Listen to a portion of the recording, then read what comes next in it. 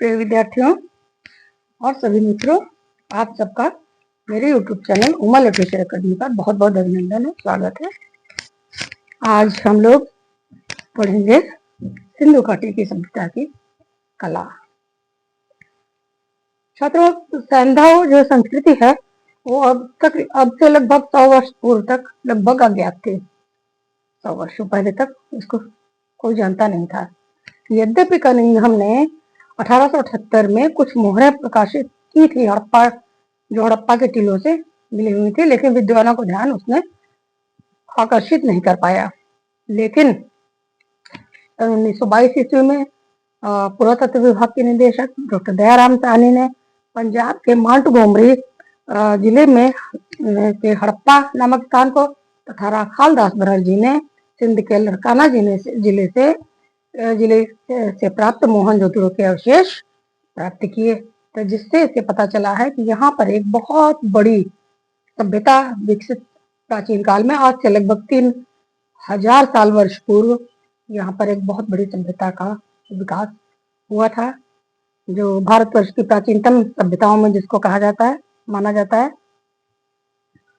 और मोहनजोदड़ो नामक स्थान पर ताम्र प्रस्तर युग के अनेक अवशेष प्राप्त किए, जिनमें अत्यधिक समानता थी। ठीक है, तो एक विकसित सभ्यता का जन्म हुआ था। छात्रों, सिंधु सभ्यता का जो प्रभाव था वो केवल इन्हीं 2 स्थानों तक नहीं था, बल्कि उत्तर में पंजाब के अंबाला जिले के रोपड़ नामक स्थान पर और दक्षिण में नर्मदा ताप्ती के बीच भगतरार या भगतराव नामक स्थान पर और पूर्व में मेरठ के आलमगीरपुर नामक इंडन नदी के किनारे बसा हुआ है, आलमगीरपुर तक, तथा पश्चिम में सुतका जेंडोर नामक स्थान तक फैला हुआ था, जो अरब सागर के समीप है, जिसका स्थान है।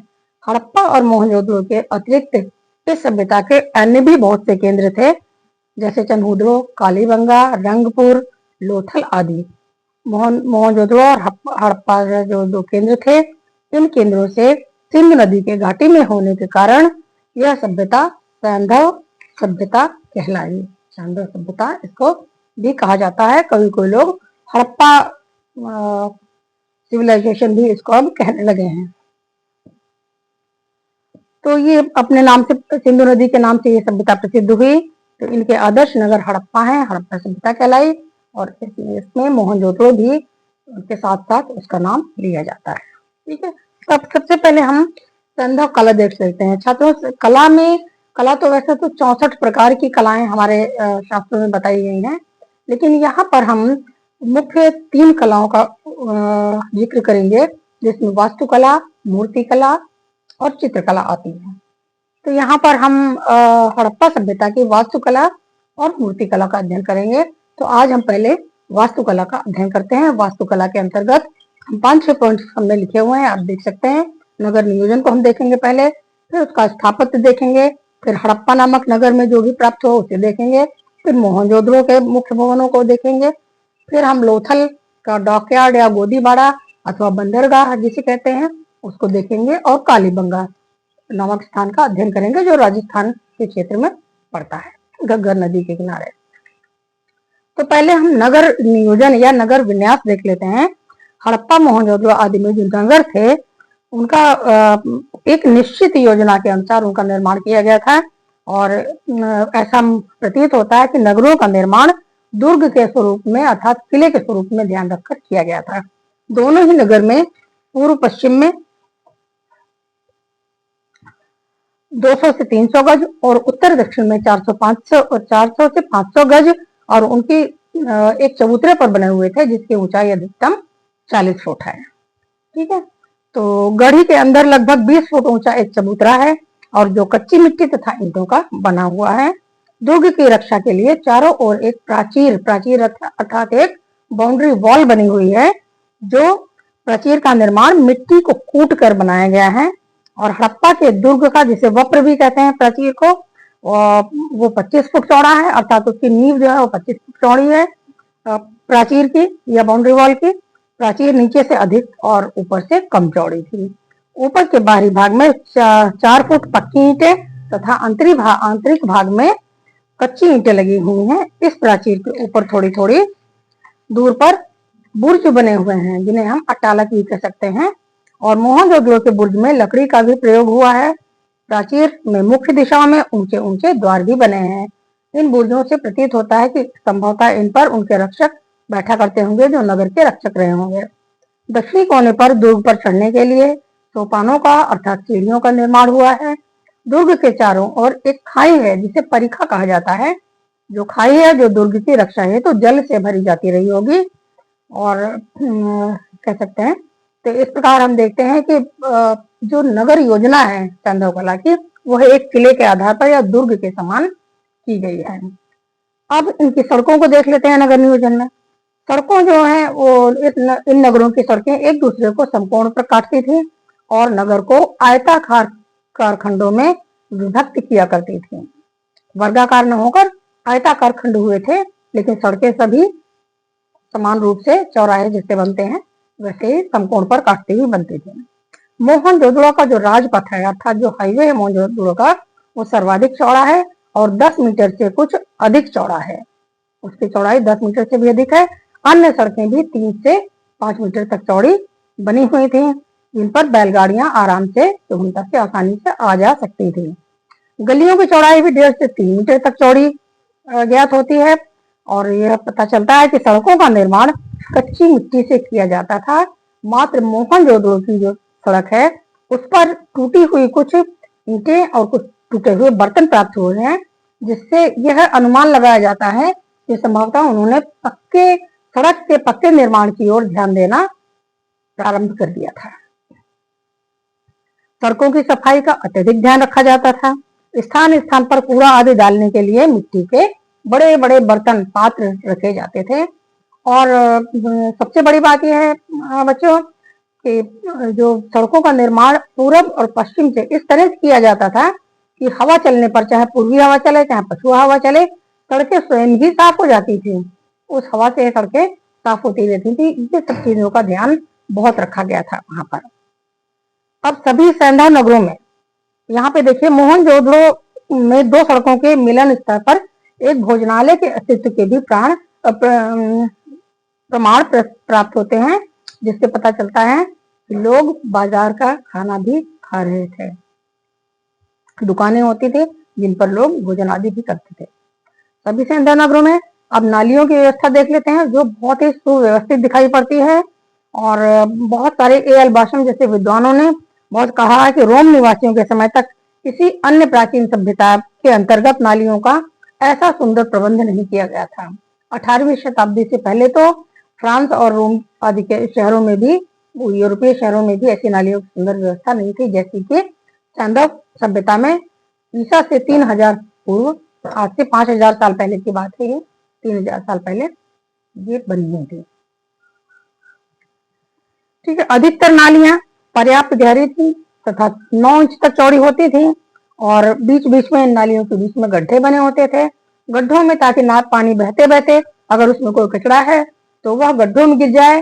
कहीं कहीं बर्तन भी रख दिए जाते थे, घड़े आदि छेद करके रख दिए जाते थे जिससे कि कचरा घड़ों में चला जाए या गड्ढों में चला जाए और पानी छनकर भूमिगत हो जाए, या फिर अगर नाली आगे बनी है तो पानी आगे निकल जाए। ठीक है, तो ये नालियों की बहुत सुंदर व्यवस्था देखने को मिलती है।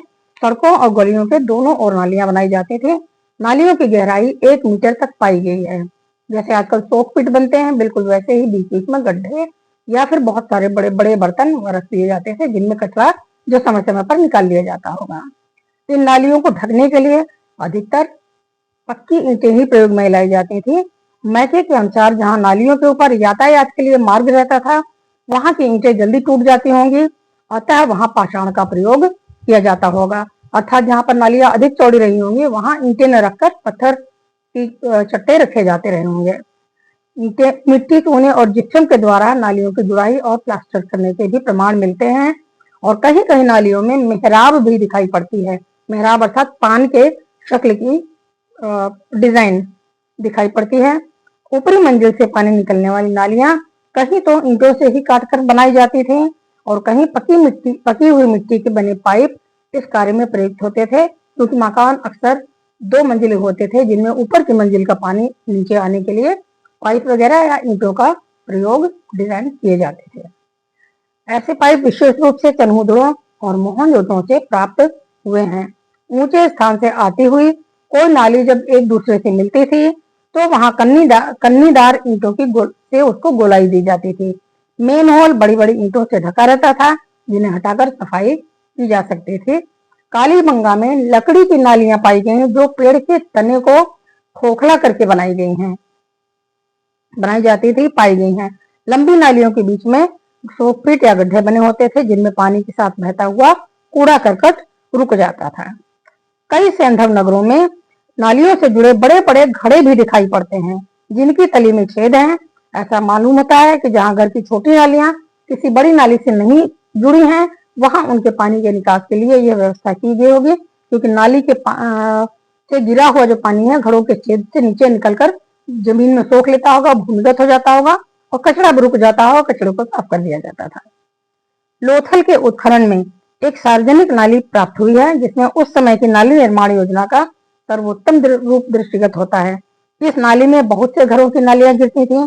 ढाल पर नाली के पानी के छींटे रास्ते पर जाने वाले लोगों पर ना पड़े, इसलिए वहां पर नाली पर सीढ़ियां भी बनाई गई थी कि पानी धीरे धीरे आए, उसका वेग से न गिरे, पानी धीरे धीरे सीढ़ियों के माध्यम से नीचे गिरे। इस नाली में एक जालीदार द्वार के अवशेष भी प्राप्त होते हैं जिससे स्पष्ट होता है कि उसमें से छनकर पानी बाहर आता होगा और रुके हुए कूड़े की सफाई हो जाती होगी।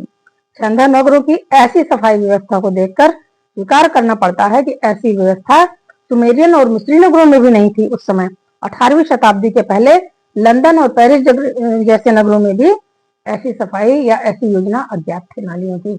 इतना सुनियोजित ढंग का आज से 5000 वर्ष पूर्व के 2000 वर्ष तो ईसा के बाद के ही हो गए हैं। ईसा से 3000 वर्ष पहले सैंधव कला का हमारे यहाँ मौजूद थी भारतवर्ष में। अब इनका स्थापत्य देख लेते हैं।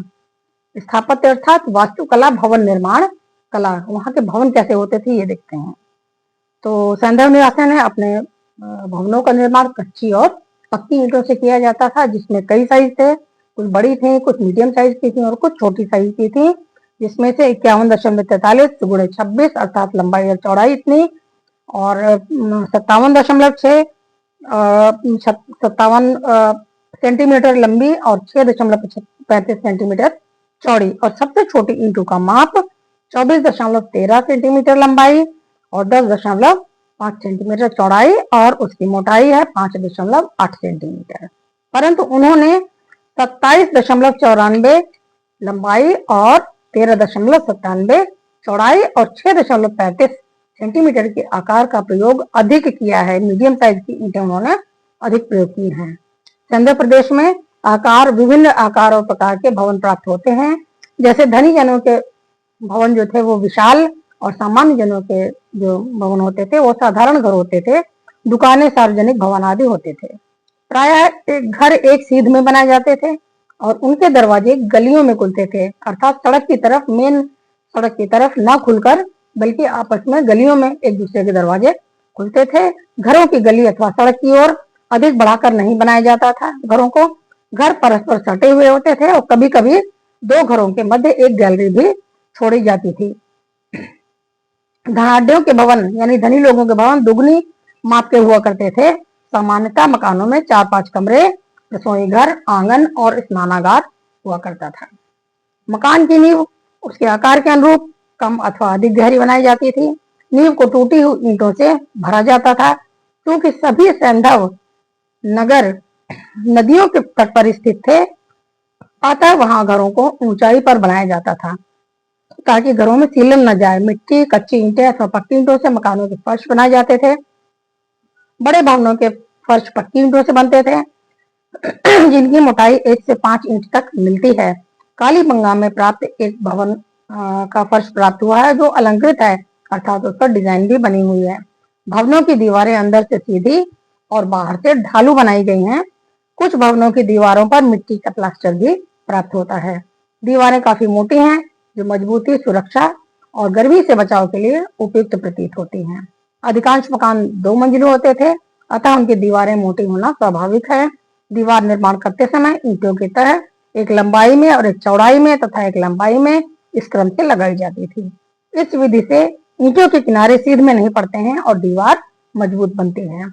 कहीं कहीं ईंटों को खड़ा करके भी दीवार चीनी गई है। उन पर प्लास्टर होने से अनुमान किया जा सकता है कि इस तरह का प्रयोग विविधता लाने के लिए किया जाता रहा होगा। ईंट की जुड़ाई में मुख्य रूप से मिट्टी का प्रयोग हुआ है। चूने और जिप्सम का प्रयोग केवल नालियों और उन्हें अधिक मजबूत बनाने के लिए हुआ है। हवा के आवागमन के लिए मकान की निचली मंजिल में खिड़कियों की व्यवस्था नहीं थी। कहीं कहीं किसी किसी मकान में अल्बेस्टर पत्थर की जालियां लगी हुई दिखाई पड़ती हैं, जो संभवतः खिड़की के लिए प्रयुक्त होती होंगी। दरवाजे दीवार के मध्य में न होकर एक किनारे होते थे। सामान्यतः दरवाजे की चौड़ाई 1 मीटर और ऊंचाई 2 मीटर होती थी। इन दरवाजों में लकड़ी के किवाड़ लगे होने के प्रमाण मिलते हैं। एक दरवाजा 2.5 मीटर चौड़ा भी प्राप्त हुआ है। खंभों का प्रायः अभाव है। कुछ भग्नावशेष प्राप्त हुए हैं, जिनमें खंभे चौकोर अथवा आयताकार होते थे, गोल नहीं होते थे। मकानों की छतें समतल थीं। छत की कड़ियों को जोड़ने के लिए धातु की सरियों का प्रयोग नहीं होता था, बल्कि सरकंडों को रस्सी से गूंथकर उनके ऊपर चटाई सी बनाकर उन्हें कड़ियों के मध्य रख दिया जाता था और उसके ऊपर मिट्टी के तह जमा दी जाती थी। अर्थात कच्ची मिट्टी की छतें और लकड़ी की सहायता से बनती थी, सरकंडों की सहायता से। कुछ भवन ऐसे भी प्राप्त हुए हैं जिनमें प्रवेश द्वार ही नहीं है। उन पर जाने के लिए छत पर अनुमान लगाया जाता है कि संभवतः इनमें प्रवेश सीढ़ी लगाकर किया जाता रहा होगा, और जो संभवतः गोदाम की तरह प्रयोग में लाए जाते होंगे, जैसे अनाज आदि डंप करने के लिए, भरने के लिए उनका उपयोग किया जाता होगा अथवा किसी अनुष्ठान के लिए। कुछ भवनों में सीढ़ियां भी प्राप्त हुई हैं, जो चौड़ी कम है और ऊंची अधिक है, जिन मकानों में सीढ़ियां नहीं मिली हैं, वहां लकड़ी की सीढ़ियों की कल्पना कर सकते हैं। अधिकांश घरों में स्नानागार थे, जिनका फर्श पक्की ईंटों का ही बनाया जाता था।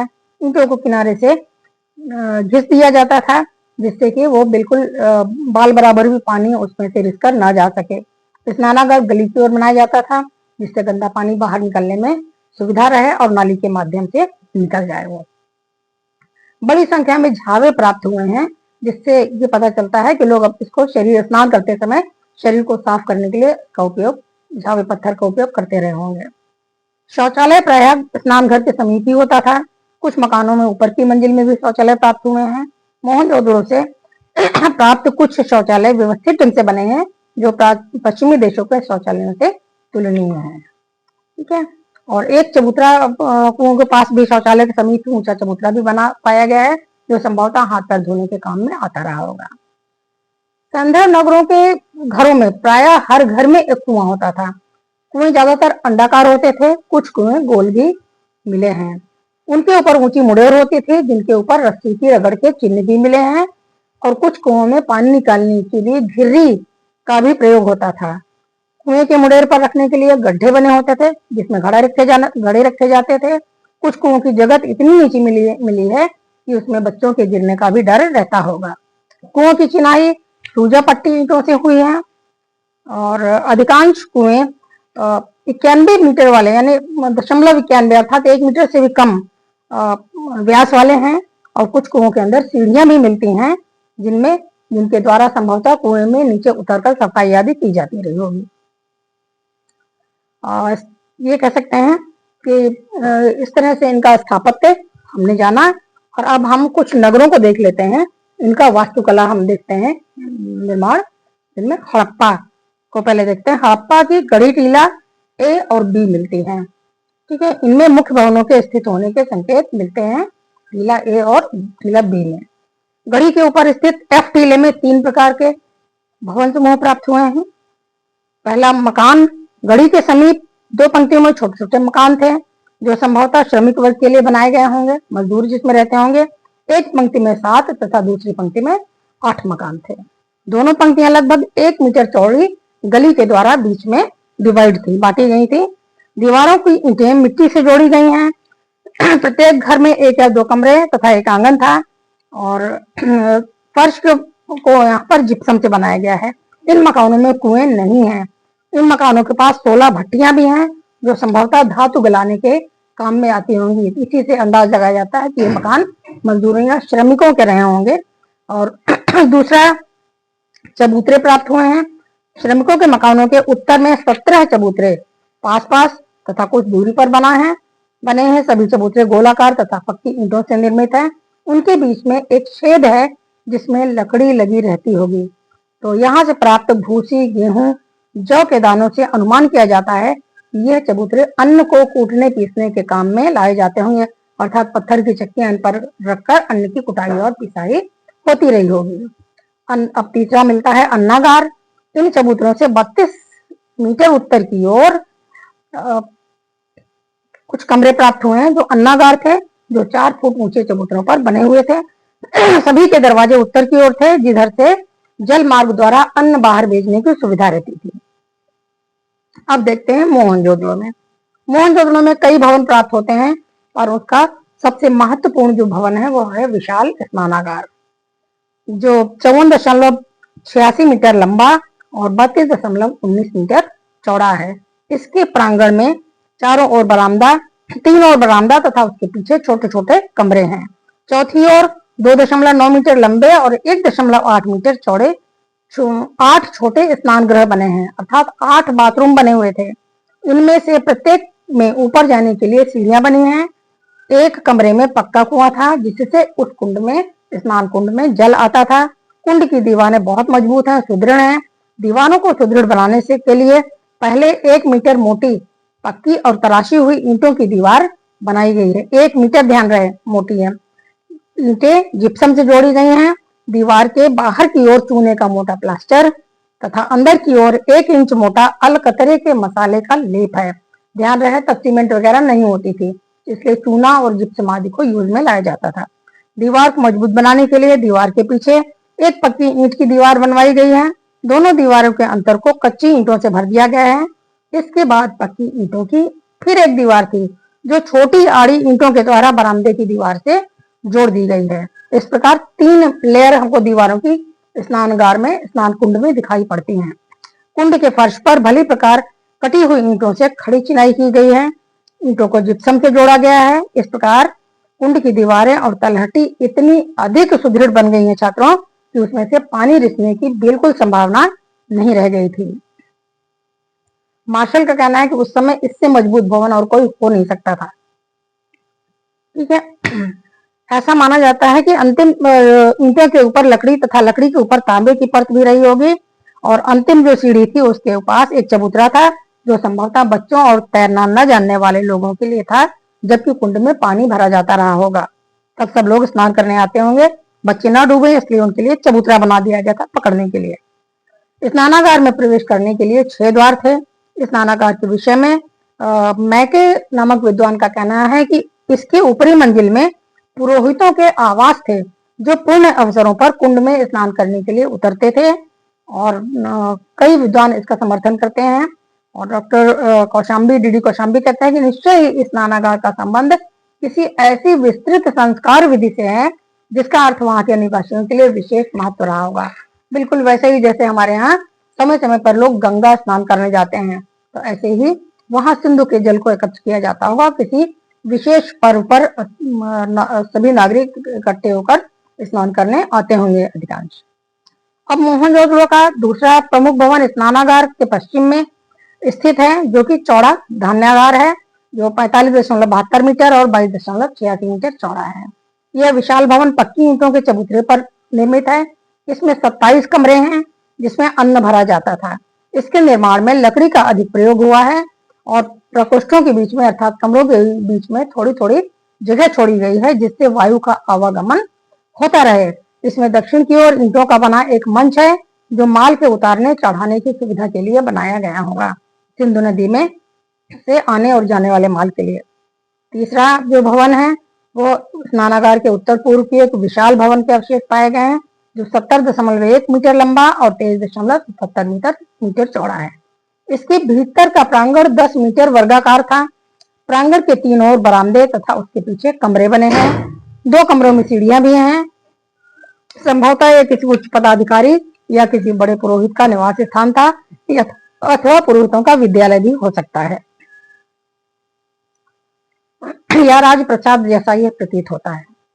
गढ़ी के दक्षिण की ओर 17.34 मीटर वर्गाकार एक विशाल भवन प्राप्त हुआ है, जिसकी छत पक्की ईंटों के बने 20 वर्गाकार स्तंभों पर आधारित थी।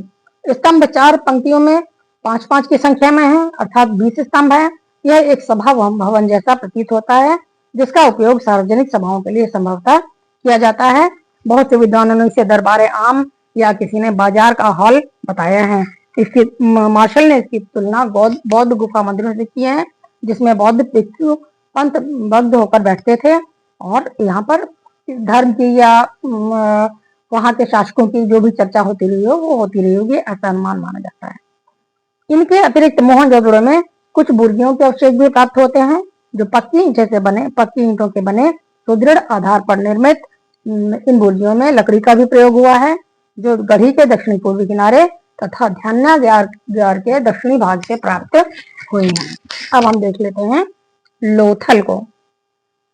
दोस्तों, लोथल 570 मीटर लंबा और 300 मीटर चौड़ा तथा 6 मीटर ऊंचा लोथल नामक एक टीला गुजरात के अहमदाबाद जिले में के सरगबल ग्राम के समीप है। ताम्र प्रस्तर युगीन यह नगर 2 मील के व्यास में स्थित 6 खंडों में विभाजित है। यहाँ पर पक्की ईंटों से बना एक ढांचा प्राप्त हुआ है, जिसे रंगनाथ राव ने गोदी माना। गोदी अर्थात गोदीबाड़ा या बंदरगाह माना है। इसका आकार विषम चतुर्भुजाकार है, जो पूर्व पश्चिम में 213 मीटर, उत्तर में 36.10 मीटर और दक्षिण में 34.80 मीटर लंबा है। इसकी उत्तरी दीवार में जहाजों के आने जाने के लिए 12 मीटर चौड़ा प्रवेश द्वार था, जो एक नाली के द्वारा भोगावा नदी से जुड़ा हुआ था। इस नाली के द्वारा ही गोदी में पानी आता था। भोगावा नदी से पानी निकालने के लिए दक्षिणी दीवार में 1 मीटर चौड़ी नाली बनी हुई थी। इसमें ईंटों के खांचे लकड़ी के द्वार होने के संकेत देते हैं। ज्वार के समय दरवाजे को खोलकर पानी को बाहर निकलने दिया जाता था और भाटे के समय दरवाजे को बंद कर पानी को गोदी में रोक लिया जाता था। राव के अनुसार इस लोथल की गोदी रोम और फिनिशिया की गोदियों से यह अधिक डेवलप है, अधिक विकसित है और इसे विश्व की निर्माण विधि की दृष्टि से इसे विश्व की प्राचीनतम गोदी भी माना जा सकता है। गोदी अर्थात डॉकयार्ड या बंदरगाह माना जा सकता है, जहां पर क्योंकि सिंधु सभ्यता के लोग व्यापारी थे, यहाँ पर नावें आती और जाती रहती थी, माल यहीं से उतरते और चढ़ते रहते थे। अब हम आते हैं आखिरी नगर कालीबंगा पर, जो प्रमुख 3-4 नगरों को हमने उठाया है, उसमें कालीबंगा। कालीबंगा राजस्थान में घग्गर नदी के किनारे क्षेत्र है और कालीबंगा में ये भी एक गढ़ है, जिसमें दक्षिण में 5 या 6 कच्ची ईंटों और मिट्टी के बने हुए चबूतरों के अवशेष पाए गए हैं, जिन्हें विद्वानों ने धार्मिक प्रयोजन का माना है। एक चबूतरे पर कुआं, अग्नि स्थल अर्थात अग्नि जलाने का स्थान तथा एक आयताकार गड्ढा था, जिसमें पशुओं की हड्डियां थी। एक अन्य चबूतरे पर एक पंक्ति में 7 आयताकार अग्नि वेदिकाएं थी। इसमें उत्तर और दक्षिण की ओर सीढ़ियां भी बनी हुई थी। अब इस प्रकार हम कह सकते हैं कि सैंधव नगरों को जो स्थापत्य है उसको देखते हुए उसमें सौंदर्य और उपयोगिता दोनों का एक सुंदर समन्वय किया गया था। नगर विन्यास की वैज्ञानिकता एवं भवनों की परिष्कृत निर्माण विधि सैंधव निवासियों की सुरुचि और विशिष्ट मेधा का परिचय देती है। आशा है कि सैंधव वास्तुकला आज आपको समझ में आ गई होगी। बच्चों, कृपया आप लोग सब्सक्राइब करना तो भूल ही गए, जैसे थोड़ा सब्सक्राइब कर दिया करिए और वॉच टाइम अवश्य बढ़ाइए, थोड़ा देखिए अवश्य और इसका लाभ अवश्य उठाइए और लाइक और सब्सक्राइब करेंगे तो मुझे भी अच्छा लगेगा। आज के लिए इतना ही, बहुत बहुत धन्यवाद।